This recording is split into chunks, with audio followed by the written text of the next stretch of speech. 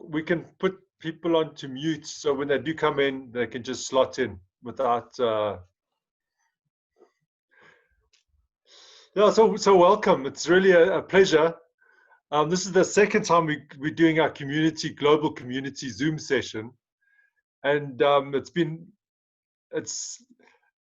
I can't say I haven't been anticipating it, and especially Alison's topic. It's very, very intriguing, and it really does speak, especially in Africa. I think it speaks a lot around recapturing some of our indigenous knowledge, and is it accessible? So I'm not sure that's exactly if that's exactly what the topic is, but I think it's very relevant, and it's exciting, and I think it talks directly to where we're at as a global, in the world today.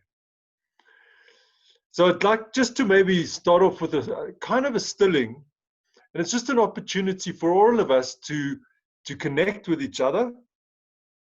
And it's quite remarkable that, as Jeanette was saying, it is possible to connect, even on a virtual platform like this. And I think once we create our intention to connect, we connect. And the point of connection, I believe personally, is our hearts. So when we're able to connect in ourselves what's important to us, what we value, then somehow we're able to tune into everybody else's place where they carry that part of them that is precious. And so this little stilling is to be able to connect with that and connect with each other. And so I just wanted, if you all could just take a moment and just maybe close your eyes, and to begin just to literally become aware of yourself and bring yourself on board and become more present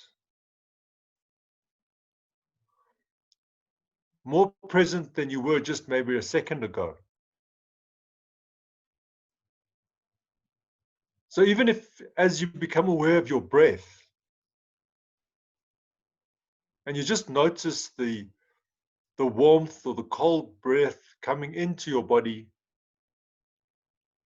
and exiting your body again. And you just notice your breath. You might realize that you're just a little bit more present than you were just now.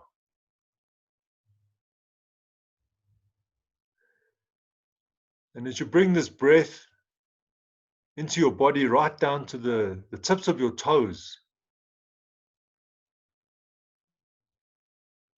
and allow that breath, that energy, that life force to fill your body. And you can feel the sensations that come with that. And you go, okay, there's my feet. Oh, yeah, there it is, my legs, they're there, my arms. You might notice that even now, a little bit more of you is here.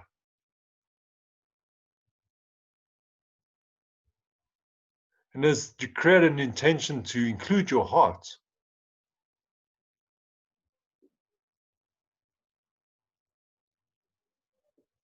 and it almost adds like a tone, a musical tone, when you connect with your heart. And you see what's in your heart. Is it an open heart or an engaged heart? Or maybe it might even be a bit of a sad heart, expectant.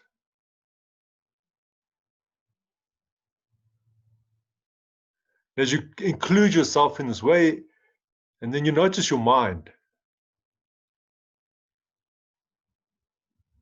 And you might even notice that somehow your thoughts have slowed down a little bit.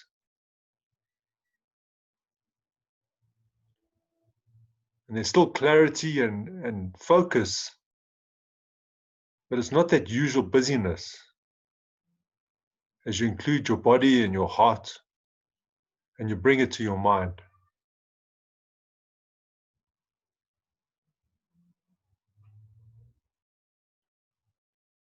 And now I'd like you just to bring into your awareness all the people that have gone before you. Your mom, your dad, their parents, their grandparents.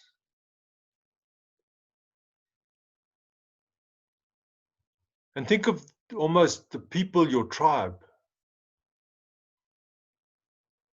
going way back, right to the beginning of when humanity started slowly gathering together and forming clans. And allow yourself to imagine all the calamities, the challenges, the epidemics, the pandemics that they had to confront.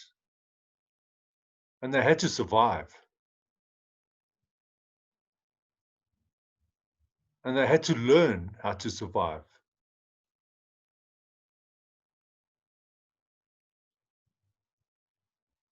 And then consider that the knowledge that you have inside you is the knowledge of how to survive, how to overcome great difficulties.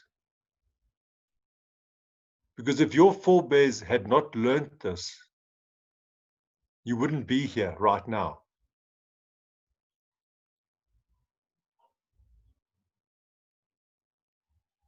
So just allow yourself to find that place inside you where that knowledge resides. That knowledge that comes from your ancestors, that come from your people who have survived, and handed on that knowledge to you.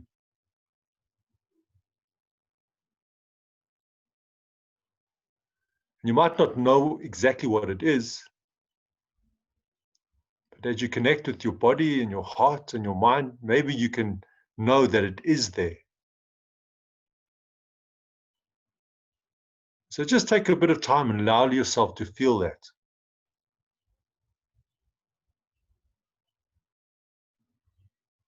And then when you're ready, you can open your eyes.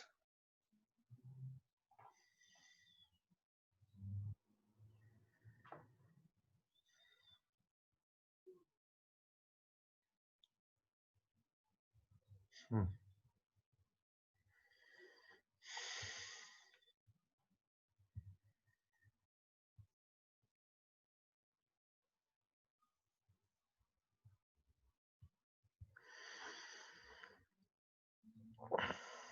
So I'm ready to hand over to Alison. Ray, thank you so much. That was so beautiful. And I think actually there's a question that I've been, that I'll invite if people want to and have access to the chat, you can put this in the chat. But I'm curious to know, for you, is there lost knowledge, lost ancestral knowledge that you have had a longing to know, to understand for yourself?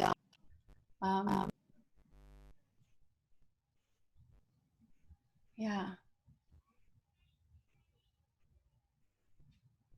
When I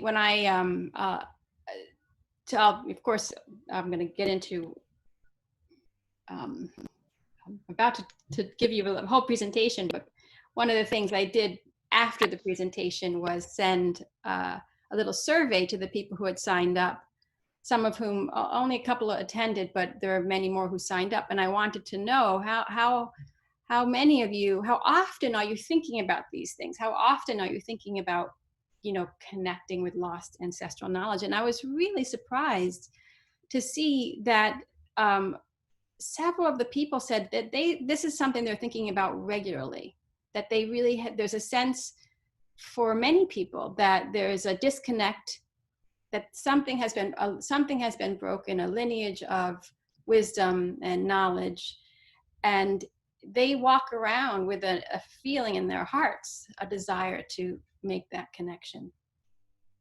And I know that that's certainly true for me. So I think maybe I'll just begin. Let me see if I can get to I have a little slideshow here. Here we go.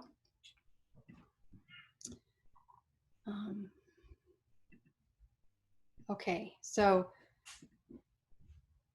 how do I get, so recovering lost, can lost knowledge be recovered? And I'm going to just start first by talking about a bit about why this is of interest to me. And you can see here, I have a picture of somebody I assume you will all recognize being depicted. This is Columbus being depicted discovering the quote unquote, the New World. And you all have heard your different versions of this history as I have. And in this picture, I am actually really interested in the people back here. You can see there are these people back here. Some of them, one of them seems to be bowing to him. There's the Spanish and Columbus said that they greeted us as if we were gods. And others, and then there are others who seem to be cowering or running away. And these are the people that I am very interested in. The land and the region, what we now call the Caribbean, these islands were inhabited and had in fact been inhabited for thousands of years and had been named already. They had their own names, and the waters had names, and the people had a name, although we don't know if they are, the name that we call them are the Taino people. So the Taino people were the people who Columbus met, and it was Taino lands who he and the Spanish crown and colonized. They were the Taino people who within just an incredibly short period of time their society was destroyed. They were enslaved. Now I use that word enslaved. The way it's described is they were forced into labor, and then they, within 30 years, the population had dropped so much that the Spanish were now importing other indigenous people from the area, as well as, and then they began to bring in African slaves because they had, the indigenous people, the Taino people had died. Many of them had died. And by 50 years, they were considered to be extinct. And,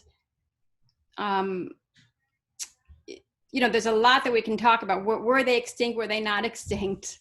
But what happens is when a group of people are considered to be extinct, they are not really considered to be worth studying, at least because it's decided that they don't exist, and so now we suddenly we can't know. So why bother? Now, it is true that there is information. There are primary sources. Columbus has journals. There was a man whose name escapes me right now, who was specifically sent by Spain to study the religious practices, because the plan, of course, is to convert the indigenous people, the Taino people. So there's some primary source information that's written from the view of these colonizers. And there are many who say that there continues also to be a living tradition, and that whether, that's actually up for some debate, but it certainly is not up for debate that this society really was destroyed. And so much of that wisdom and knowledge and the ways of these people have been lost to history. And I bring this up for myself personally. So just as I said, I had people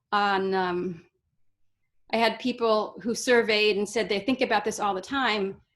I don't know if I could say I think about it all the time, but it's something that's in my heart. And it's in my heart because in my family, my mother is from Puerto Rico, and we, the family lore is that my grandmother was Taino. And there's a sort of suggestion that, you know, as all Puerto Ricans, we know that we are a mix of the indigenous people, the African people, and the European people. But I recently did a DNA test, as did my mother, and we discovered that indeed we do have, we carry the mitochondrial DNA, meaning the maternal, our ancestral mother was Native American, and in all likelihood, Taino woman. So the ancestral mother, she lives in my mother and myself and my daughter, and of course all of our children. And that really is part of what has driven for me this inquiry of what can be known about people who are said to be extinct. And so I decided to do a constellation, because that's what we do when we're constellations facilitators.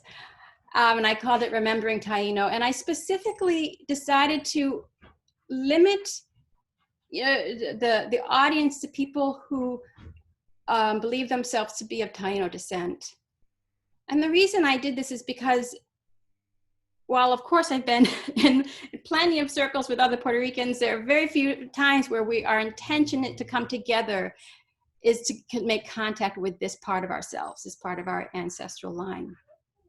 And so I brought in this audience, I called together this audience, and the goals of this experimental constellation were threefold. The first, just to understand ourselves in this current context, just to have some sense of who am I in this present moment.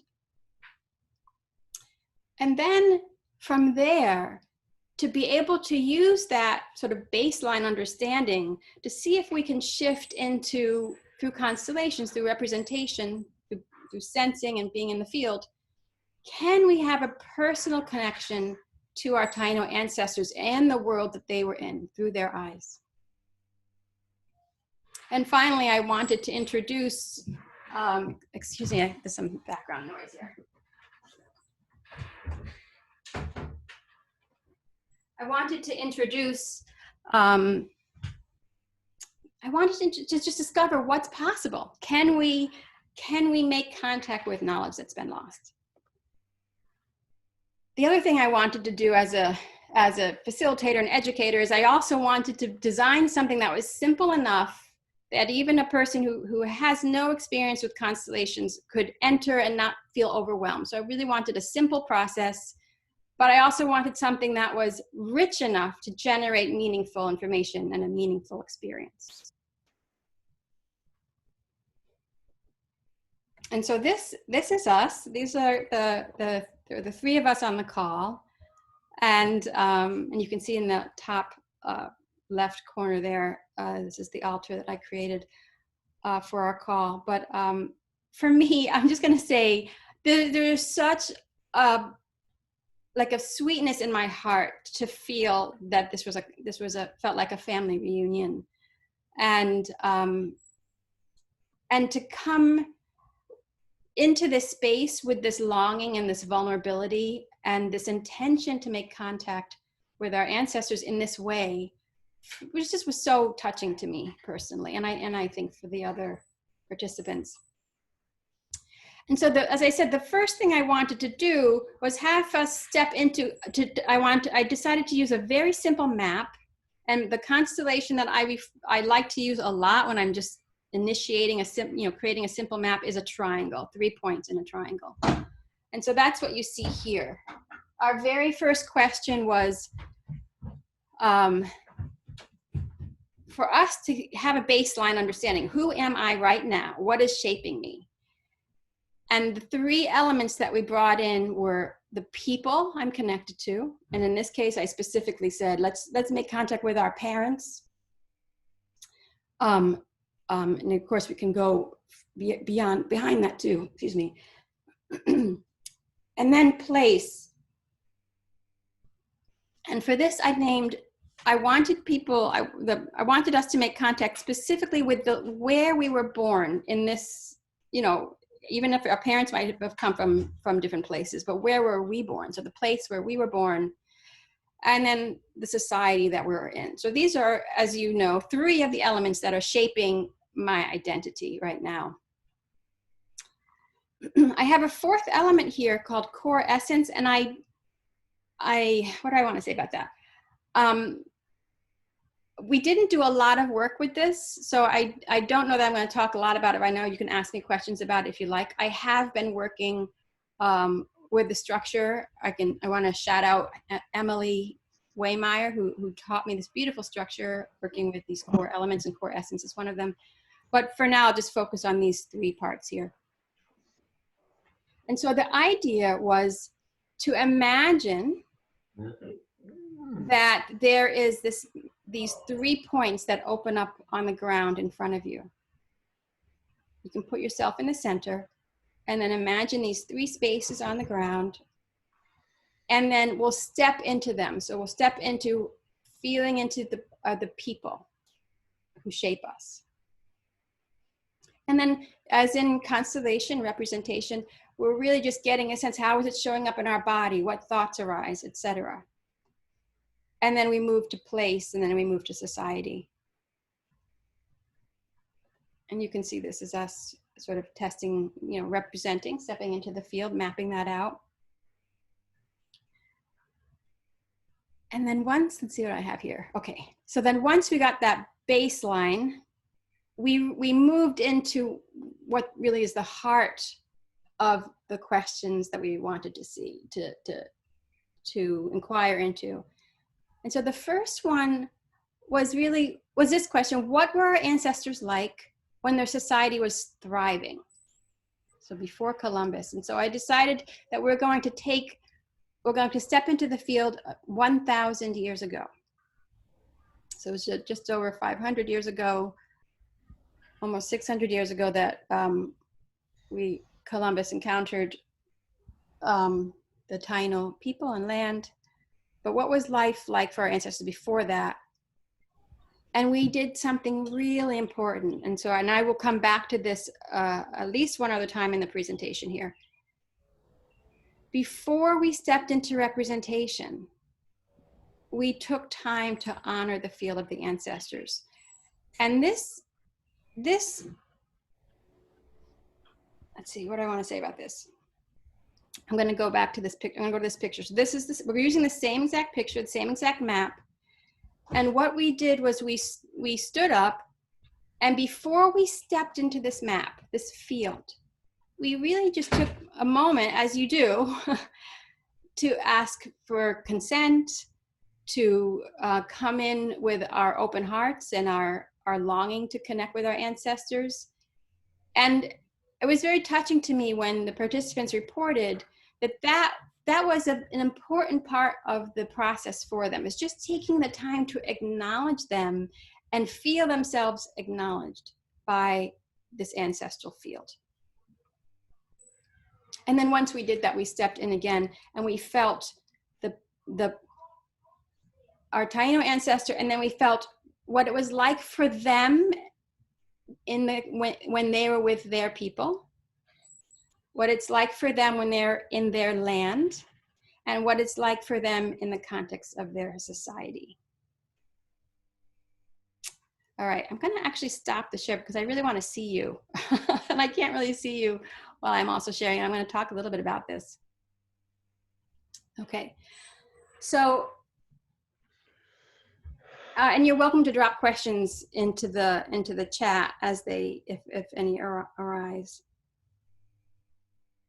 So this was the very first moment now, having gone from our baseline of this moment in ourselves and our bodies into the field with our ancestors.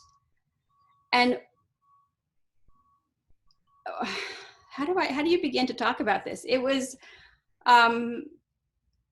as you know from representation, for those of you who, all of us who are in constellation work, we know that when we step in the field, it's already remarkable what we make contact with in our bodies. And so there's just that. There's just the difference between, looking at pictures of the ocean and jumping into the ocean. I mean, that's already a significant, significant shift.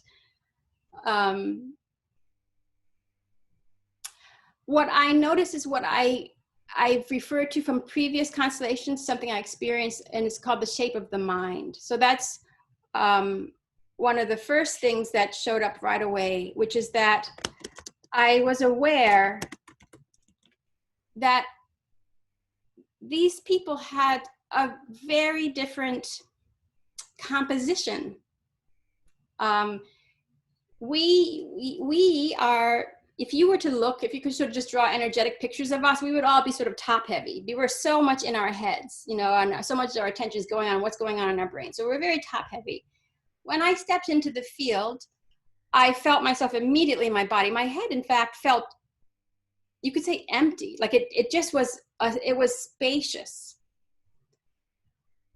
When I stepped with the people, I felt like the people. There's something, what I talk about, in the slide I wrote about it as no separation. There's a sense that when I'm with the people, I am the people. I have I had the sense of the bodies. I have a sense of my body connected to their body, the sort of movement of the people. When I stepped into the land, it was as if I became the land. There seemed to be the sense that there was, now I'm on the sand, or I'm in the water, and my legs become the sand, or my legs become the water. There was a sense of no separation. And then when I stepped into society, I had what I would say is probably the most significant new insight that I can't imagine having received any other way,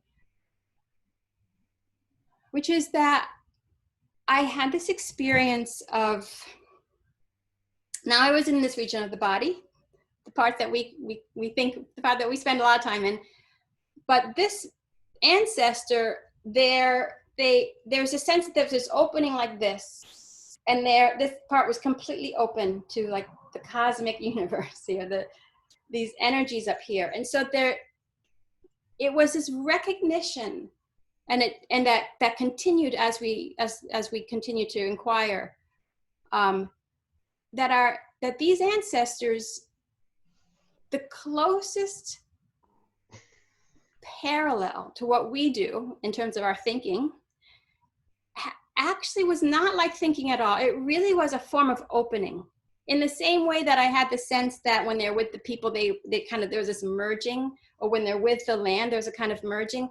When they're in their heads and doing anything that might look like thinking, it was actually a sense of opening and merging. I want to show you, so I'm going to go back to the screen because I want to show you an image here. So this image here on the right side of the screen is Atabey, and Atabea is, she is the creator goddess. So she created herself, and she created, she had a son. She has many different forms. She's considered to be, in addition to this sort of Mother Earth creator figure, she's also associated with water, in particular with sweet water, fresh, drinking water, the waters that are rivers and streams. Okay, so Atabey is portrayed, as you can see here. Where's my little thing? Do I have that? Here, pointer. So she's got this, she's often portrayed like this, with this sort of triangle here at the top of her head. And so for me, when I had this experience of my crown opening up, it really felt like that image I've seen in Atabey. And even this part here where the crown sort of radiates over her head, that was what it felt like, this opening and expansion.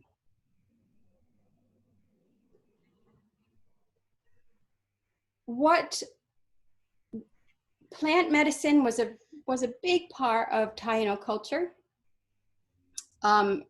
After I did this constellation exercise, I learned, in fact, that it's documented in one of the journals of one of the Spaniards who was studying the religious practices, that it was a common practice to gather together when there was something that needed to be understood. And a person, usually the cacique, the chief, would take the plant medicine and then report what he or she was receiving. And so again, this brought to mind this notion that the closest equivalent to thinking was this whole other process, and that was mediated in part by plant medicine. Okay. There's more I could say about that, and I think I will be able to come back. There's one other piece I want to say, and I think I do get back to it on a future slide. Okay, but I want to bring you now to this next question. So we stepped in together. We all had these different experiences. I am only reporting what I experienced. In this moment, I can't even necessarily particularly remember specific things. I think they do come up here. So, but after we had this incredible experience of making contact with our ancestors and really feeling them in our bodies and having a new context for some information we had before, one of the participants asked about these stones that we called Las Piedras del Padre Nazario. And these stones are these objects that have a very mysterious origin. For a while, they were considered to be fake. They've been dismissed by anthropologists and archaeologists. They sort of have had this very mixed background. But the story behind them is that they were, there was a woman, a Taino woman, who had been saving these, and when she was about to die, she passed them on to this priest who had this collection. There's over 800 stones, and they have all these different carvings on them. No one really knows. And so this is a perfect example of the kind of lost knowledge. Like, here are these objects, no one knows what they mean. And we decided to work with this information. So we represented 3 parts: the stones, the one who carves the stones, and the one who reads the stones. Now let's see what I have here. Okay, so here's some pictures of the stones. I think, though, I'm going to stop the share again and just talk to you about what happened.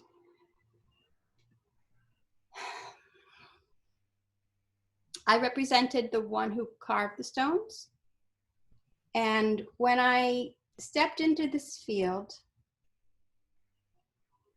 again, the crown space opened up, and I had this image of like a kind of like this sort of stone, you would say stone shaped, but this kind of shape here in the front of my forehead. And I had this sense that this is where the stones came from, that it was from this space that that I would carve what was in the stones, that the ancestors would. And then the person who represent what the one who reads the stones, but she kept getting these images of order, things in order. And she said what came to her was when they're put in order, they tell a story. Now, I don't know that we would ever be able to, who knows if we can recover that order. Many of the stones have been lost. They're significant to the Taino people because there's no sense that we had a written language. And so there is this question, does this represent a form of information and the way writing would, collecting information and communicating and documenting things on the stone. There's something else that was important for me, because the Taino people had many, like having ritual, what we call ritual objects. They were called semi. The semi were objects that every Taino person had in their household. They would have an altar. They would regularly, bring offerings. They were alive. And when I stepped into that field and represented the one who carves the stones, it also brought up for me the way in which the semi, I imagine, my speculation from being in the field is this how the semi were created? That they, in the same way, the one who carves the stones would have gone into, probably through plant medicine, gone into this crown opening experience and then received the information that they would need to carve the stones. And in fact, when we look at evidence that talks about the Taino people, that's one of the things that has been documented. Okay, let me go back to this share here. When the stones are in order, they tell a story. So these are some of the stones here. You can see these carvings. And this man, and I'm sorry I don't know his name, he's one of the few researchers who he's really determined to see if he can interpret the stones. Many researchers, as I said, have dismissed this because over the years they just have had a strange history. I won't get into that. Okay. Finally, okay, creation story. So we had time for one more question. And what do I want to say about this? The Taino creation story.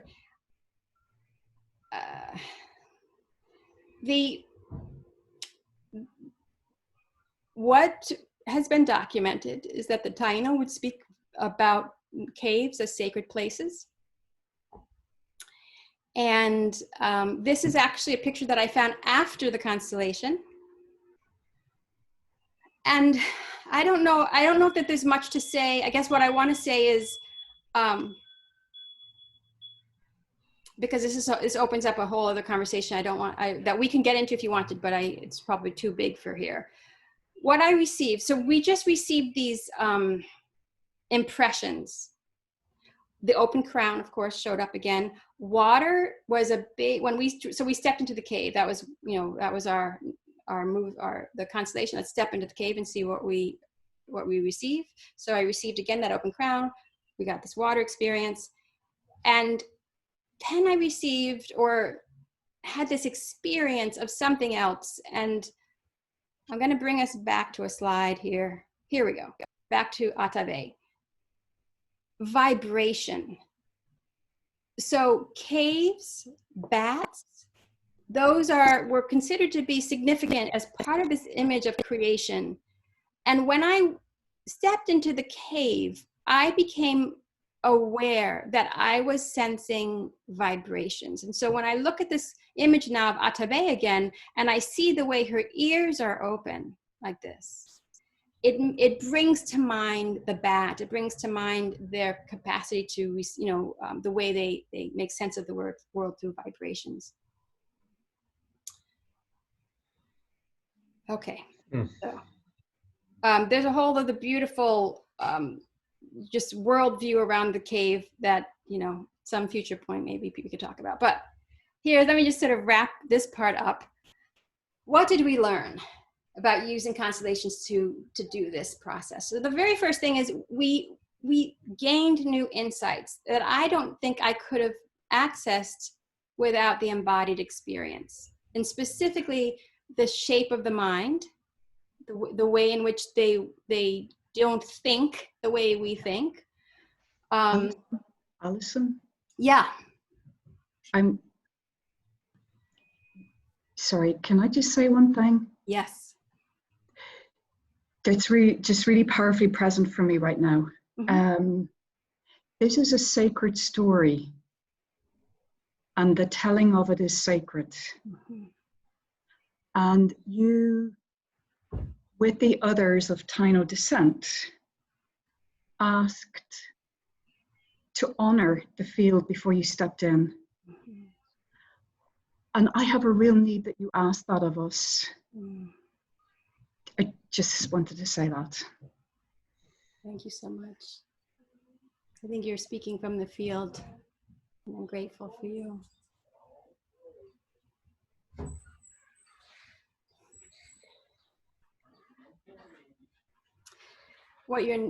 So let's I'm going to invite you to take a moment with me.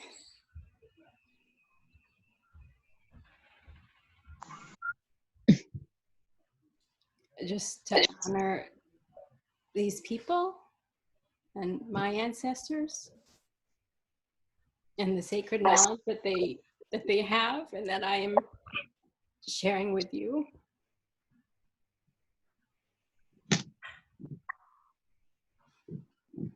And thank you, Fee, for being that voice for me, because it has been, as you'll see actually in the talk, has actually been part of the learning for me in doing this. It has actually been about exactly that I learned just before I began this process that I couldn't approach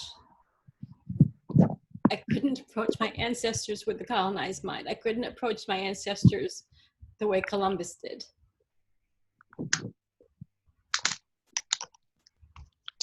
And so I'm just gonna invite us all just to take a moment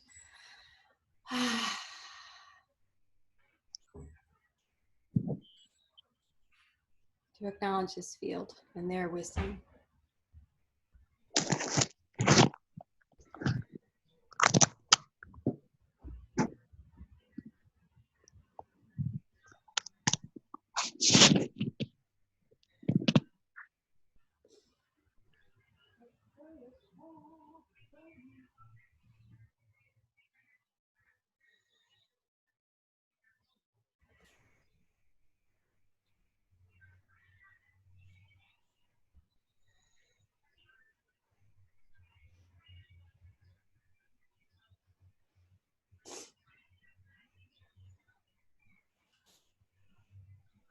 Thank you.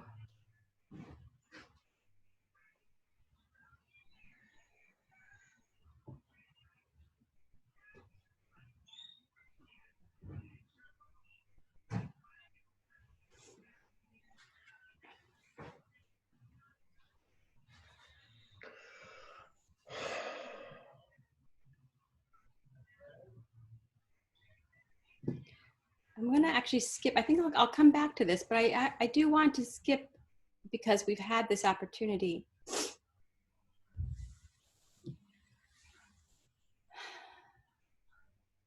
When I worked with this field, the morning before I opened this field, I had only one call, and it was with a woman, my friend Heidi Blanco, who she and I are, she's not Puerto Rican, but I had this sense in my bones that we have a connection.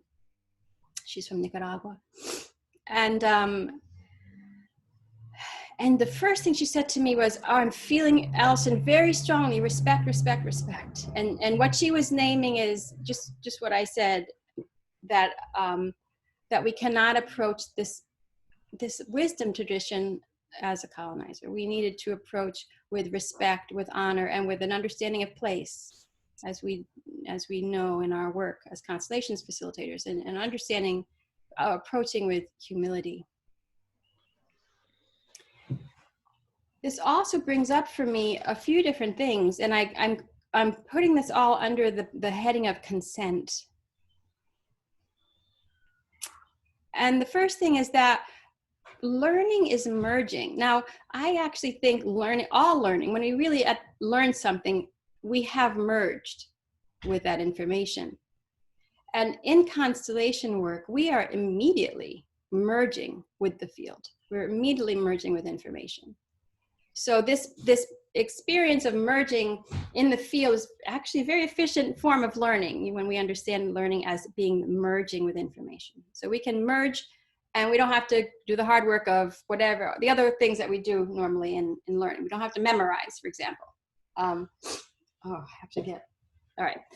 I need, because I've been crying here. Let me pause for just a minute and get a tissue.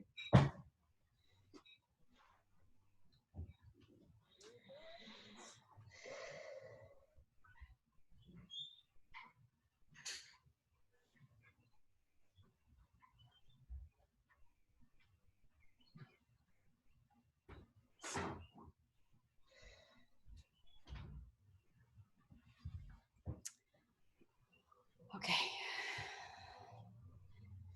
The other thing is that, and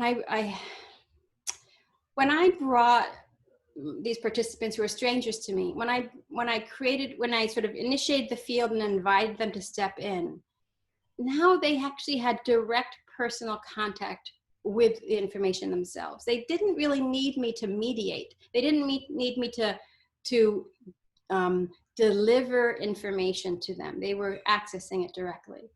And this, the word I use here is sacred. We don't often use the word sacred when we think about education. We don't often use the word sacred when we think about learning. But I realized when I was working in this way that this relationship that these learners could have, making direct contact with information, is something that I, whenever possible, that I can step out of the way. In fact, the best way to honor this communion was to step back. And so I, for me, this opens up a question about, for us as teachers, as educators, what is the role of what I'm calling consent, meaning when we are working with merging of information, merging of fields, when we are stepping in and, am I violating something if I, as a teacher, step in and interfere or try to deliver information in a way without giving the learner the opportunity to learn it themselves? So these are questions that showed up for me personally in doing this. Okay, I almost feel like I can stop here.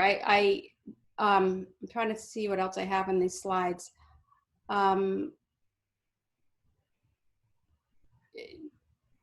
can, as I said, we gain new insights. I got a context for learning information that so even when I knew things previously, being in the field gave me a context now, all of us, for that information. It also allowed me to see things, to perceive things that I couldn't have perceived before. For example, the image on Atabea's crown. I wouldn't have been able to make any meaning from that if I hadn't been in the field. And finally, it was this lasting experience. And every teacher knows that to be able to give a learner a lasting experience that lives in our hearts is truly, that would be the highest, that is the highest experience for us as teachers, to be able to provide that for our students. And we were able to do this in a very short time in the Constellation. I'm going to say one more thing, and then I'm going to open it up. Well, two more things then. So the first is that when we work in this way, we have shifted power. Most of our educational system is actually colonial, has a very colonial quality, where the knowledge resides with an expert. It does not reside with me as the learner. That's the old way. And in this process, the knowing becomes centered within me as the learner. And all I need to enter is a question and maybe some thoughts about how to set up the system to inquire. But I don't need an expert to deliver information to me. So we've already, there's a shift in power. And then one more thing here. And the final thing I would say is for myself, I'm not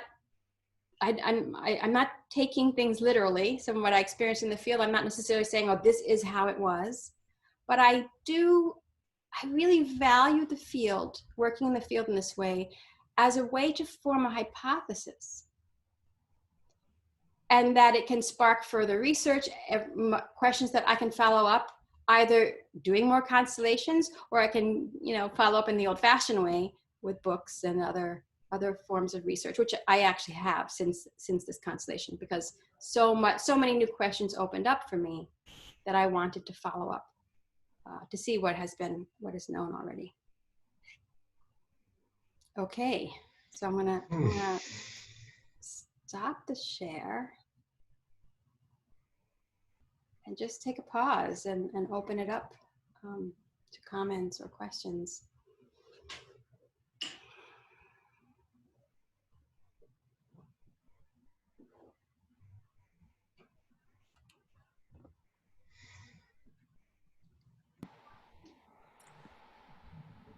Well, I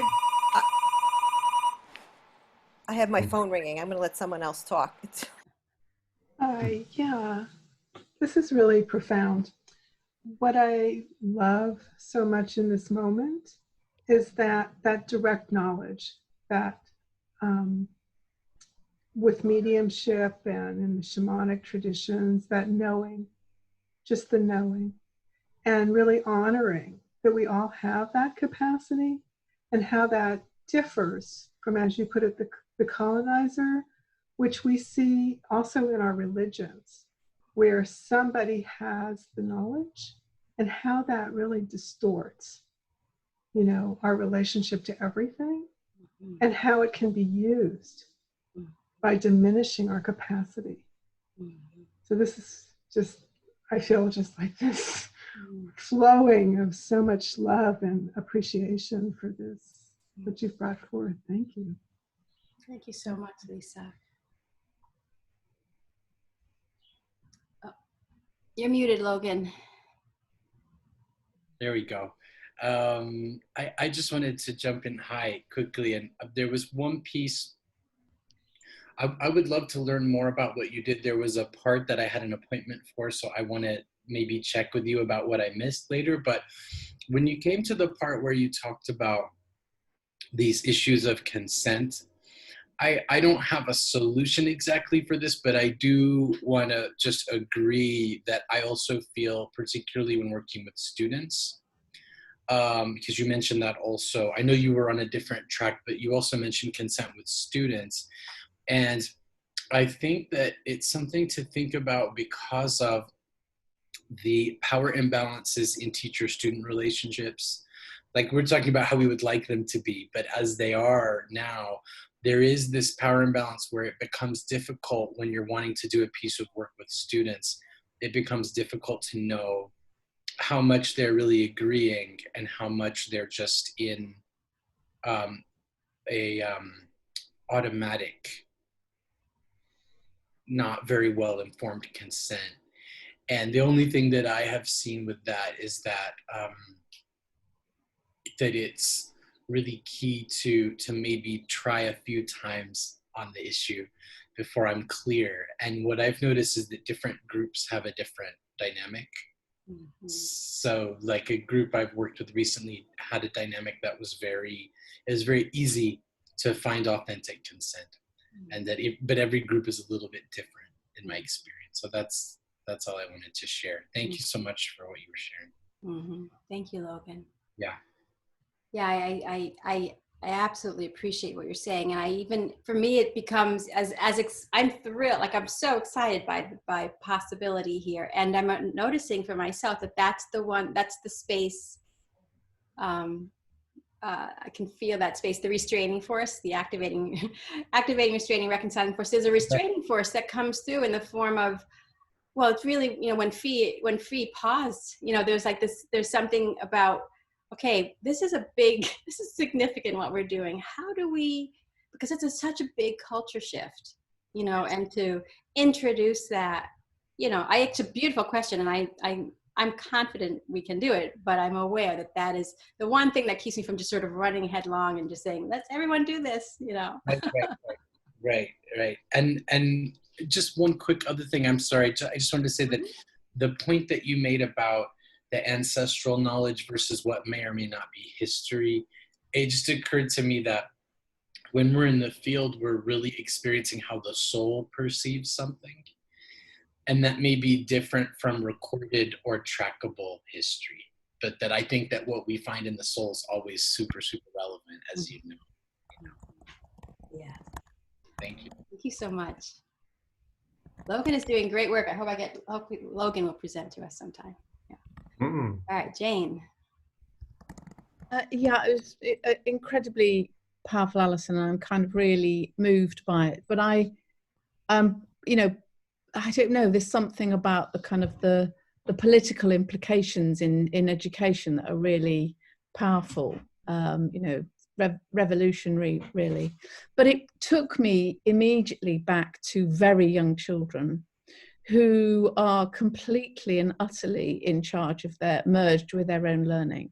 So all we need to do is provide them with places and spaces and nature, really. Mm-hmm. And they will follow their own curiosity in order to learn. So yeah, it makes me go quite shivery when I think about it, because that is what, play is learning, curiosity is inbuilt in small children, and they follow that, and that is their education. So there's something about transforming from that point on to get to the place that you are, where adults are stepping into the field. That, well, I don't know, it's a task, because it's going against 1,000 years of history of formalized teaching, which it's not about teaching, it's about learning. Yes. And you've given us a really new perspective on it from what you've done, and I'm blown away by it. Thank you, Jane.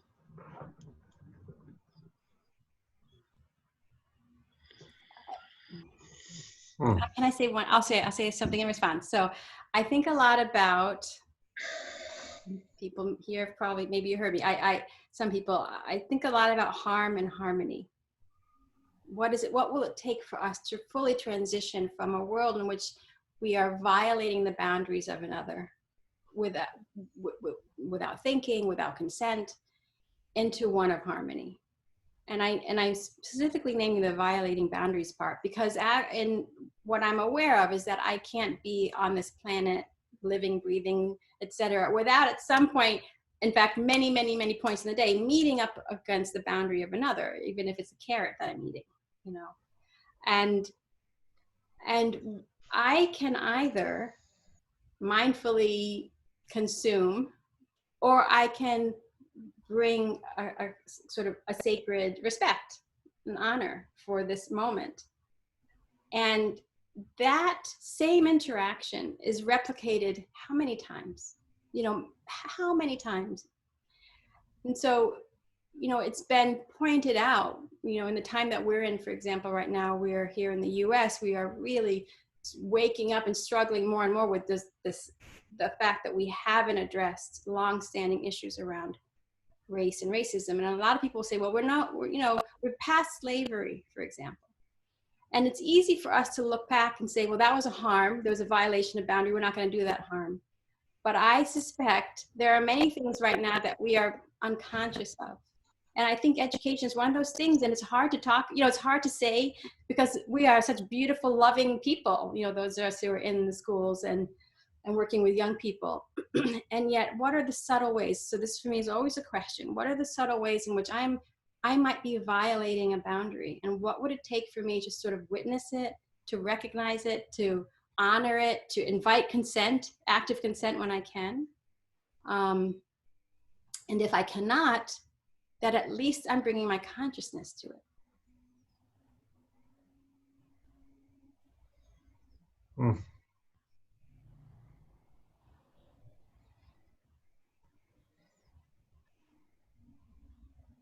So listen, when I hear you talk, and then I think of my own ancestors and their tradition of learning, like the founder of our current education in a way, like John Baptiste, that idea of the way we learn, the way people are taught.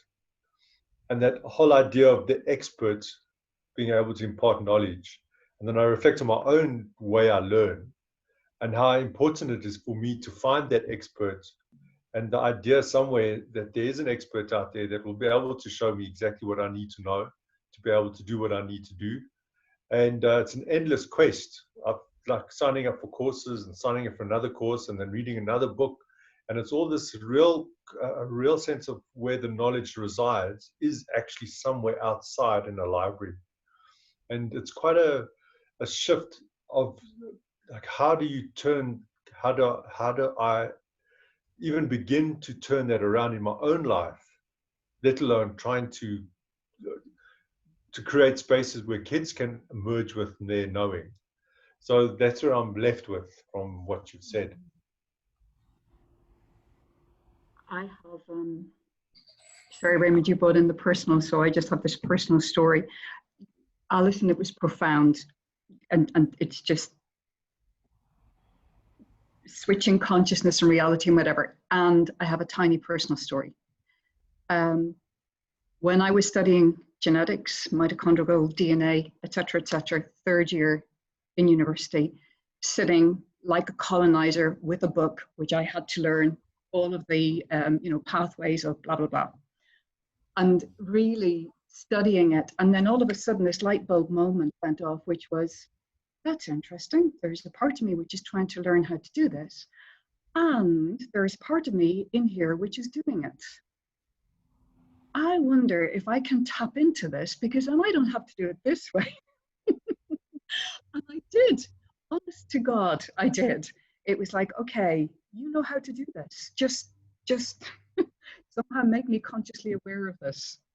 Anyway, just as a sort of like a sidebar. Wonderful. Thank you so much. You know, there's a piece, Ray, about, like, even when I look at my Taino ancestors, not everyone was the cacique, not everyone was taking the plant medicine. You know, people had these different kinds of gifts. And so there are people who we might consider to be expert. And I think there is a question about how do we reshape these different, you know, these different relationships. Why would I, you know, there's the ways in which we've come to respect and honor people we consider to be the experts. And then there might be another way, I guess is what I'm saying. What would that other way look like? Can we imagine that? Can we feel into that? Can we experience that together? I just want to say that there's so many, you know, going back to culture and one's culture, ancestors, and how they learned, and their value, like, you know, as parents of these children. How do we value education? And then how do we also value and respect the way in which our culture brought education to the world?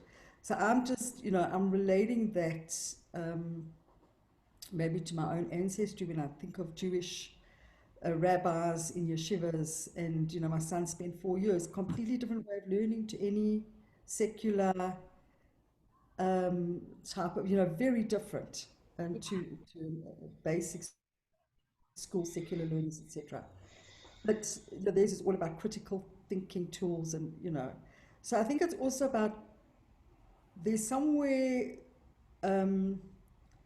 naturally the type of learning that a culture brings, where a child will naturally move towards, because that's the learning their parents. And then I think the question that I'm holding is when they move into a secular way of learning, and that bridge that they, you know, that they have to cross. It's just, anyway, it's just leaving me with that thought of, you know, and also there are those who've rejected their culture and the way that they learn. But how do they stay in honoring that and then just move into their own way of learning and educating themselves? Very interesting. Thank you. Reggie, and then Jeanette.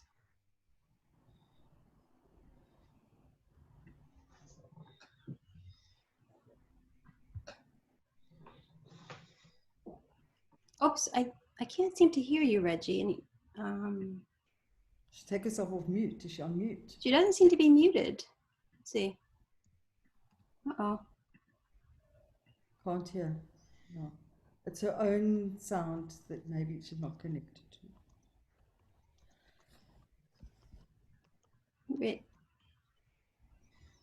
Now you're muted, and how? Can't hear you. No. I really want to hear you. You can put it in the chat, or if you want, you can call back in. Yeah, I think it's maybe going on and off. Sometimes when you leave and then come back.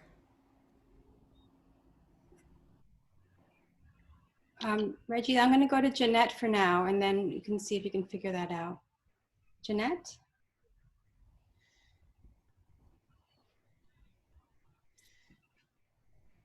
Yeah, let me feel if it's still relevant. It felt like that Reggie was up front, so I take it in consideration and see if it pops up again, because somehow it tracked process. Sorry. I think that Reggie should be first. Thank you.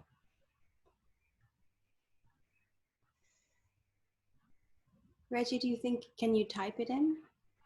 Or no? Yeah. We want to hear you.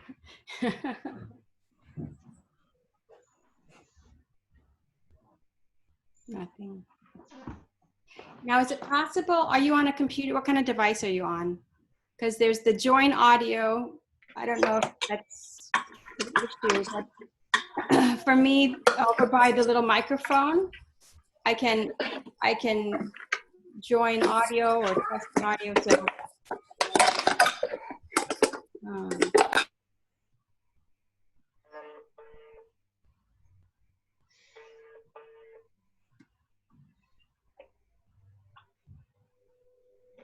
oops. So Wait, Reggie, can you speak and then I'll put myself volume. Okay. Clever.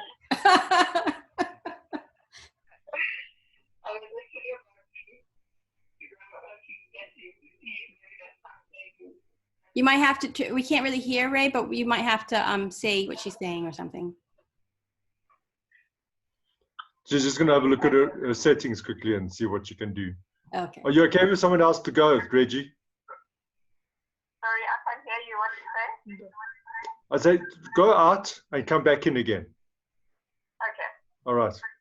Okay, ciao. Thanks, Didn't work. Ray. We tried.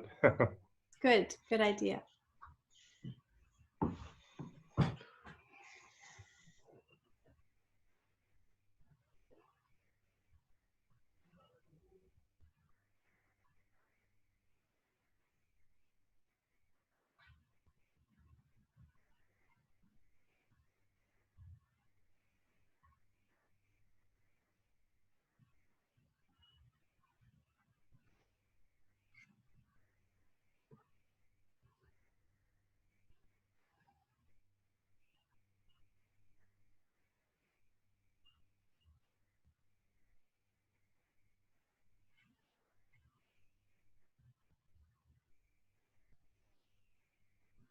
Alice, Mhm. I'd love to ask you to imagine how it would be if in teacher training colleges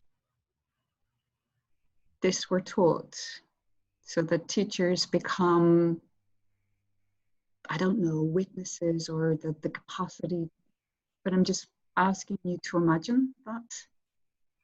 So building on what Jane is saying, what Lisa is saying, yeah.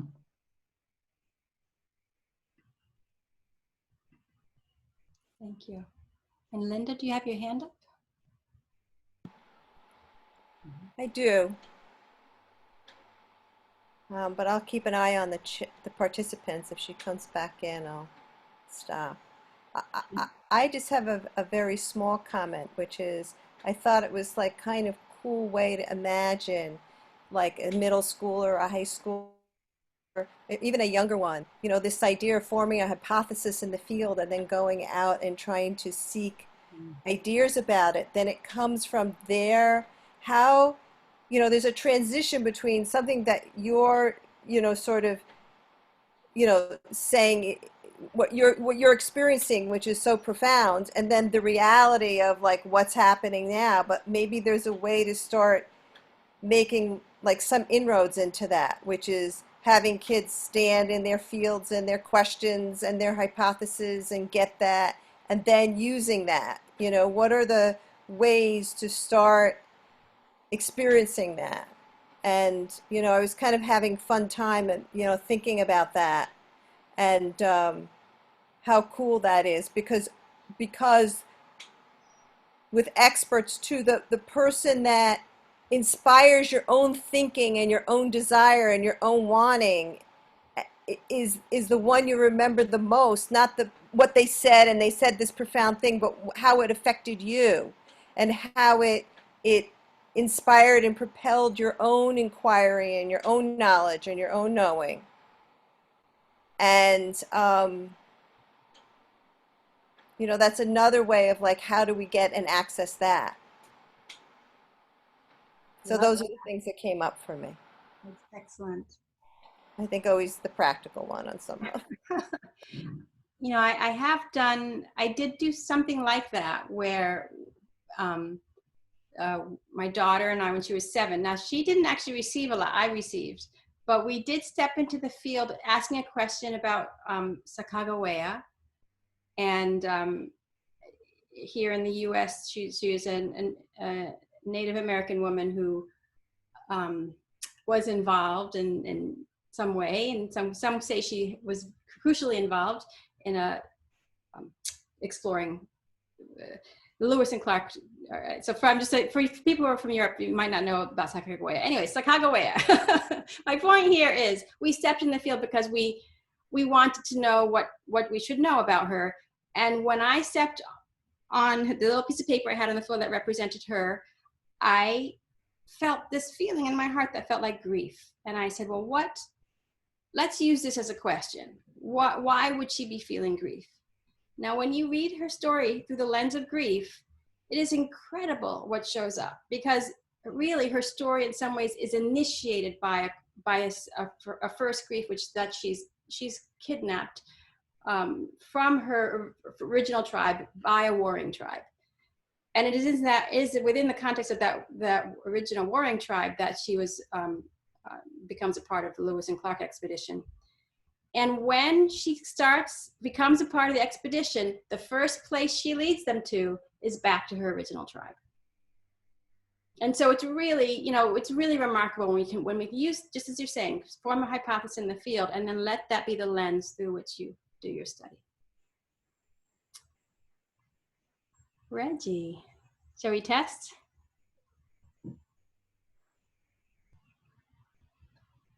Uh-oh, cannot hear you, and I don't know why.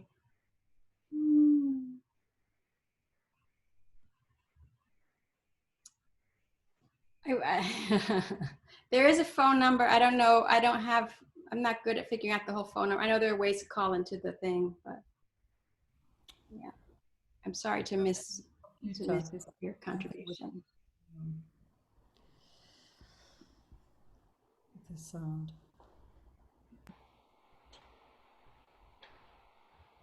So I am wondering a little bit in the field what Reggie is representing right now. Mm-hmm. Twyla, do you have some words, some thoughts about that? I see you responded.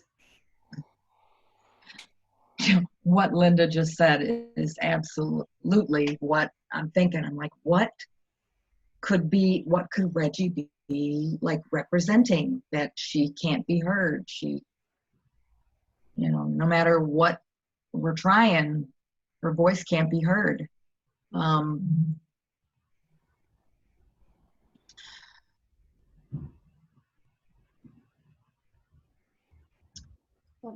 And I have an emotional reaction to that. Mm-hmm. Thank you. Like, what will it take for Reggie to be heard?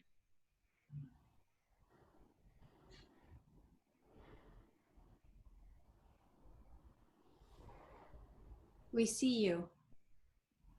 We see you, Reggie.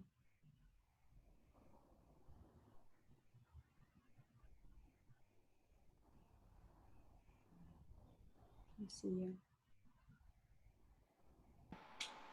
Reggie put something in the chat. She's feeling very emotional.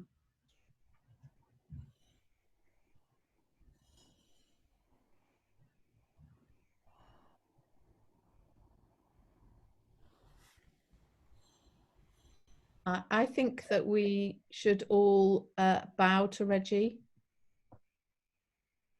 in acknowledgement. Thank you.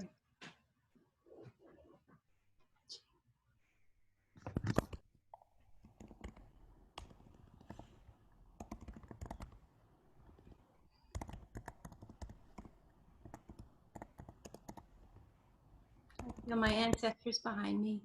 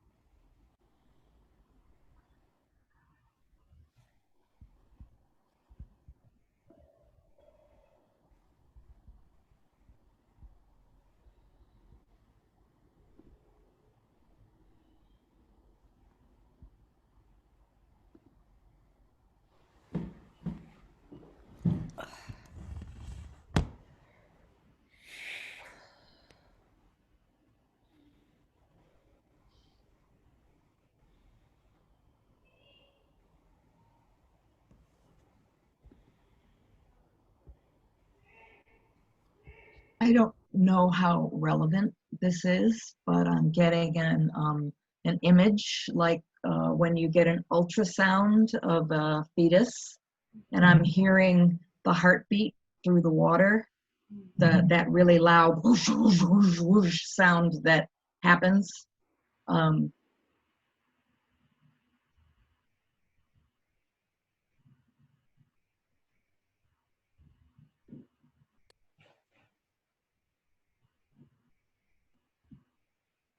Jeanette?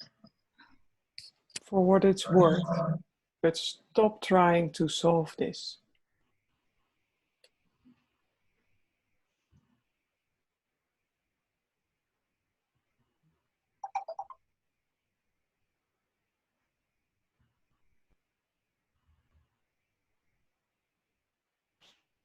I want to thank each of you so much. Thank you so much for bringing your hearts to receiving what I had to share and to receiving my ancestors and just the space, the field that we've created together.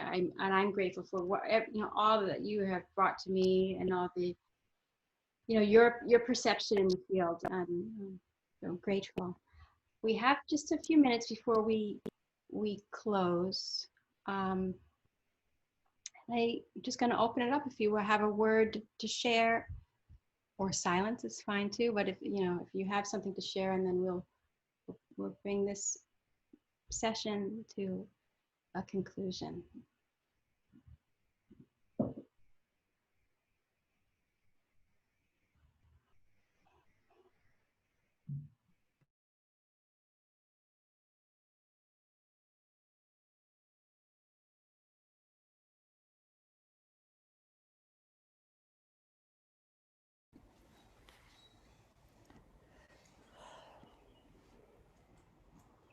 I have a desire to say, to bow to the sacredness of the story that you brought, and to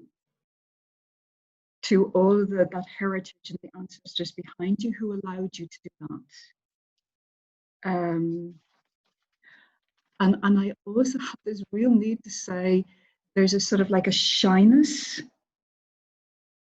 there, a hesitancy, and I just want to say that that voice, what they bring, is so important and so necessary, and maybe really cool, as Linda said.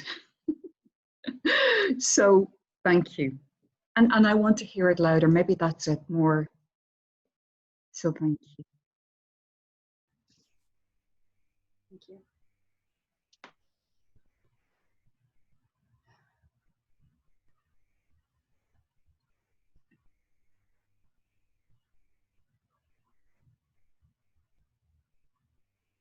I'm seeing your chats. Thank you so much for what you're sharing.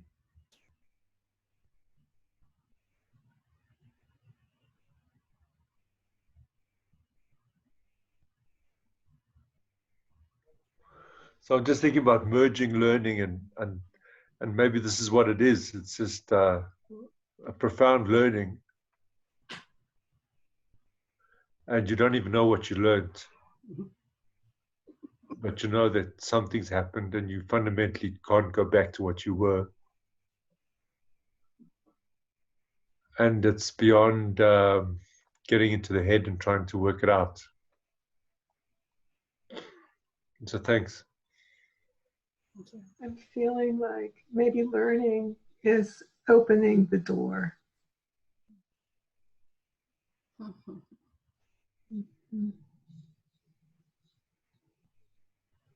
Yeah. Thanks, Alison. Appreciate this amazing experience, listening to your story. You're welcome. Thanks for sharing. Mm-hmm. You're welcome, everyone. Can we do our closing thing with our hands?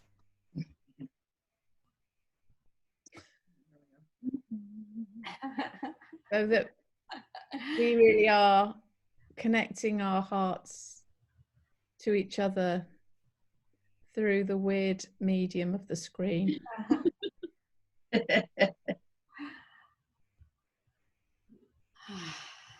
Thank you. Then we turn and say goodbye until next time. Till next time. Mhm.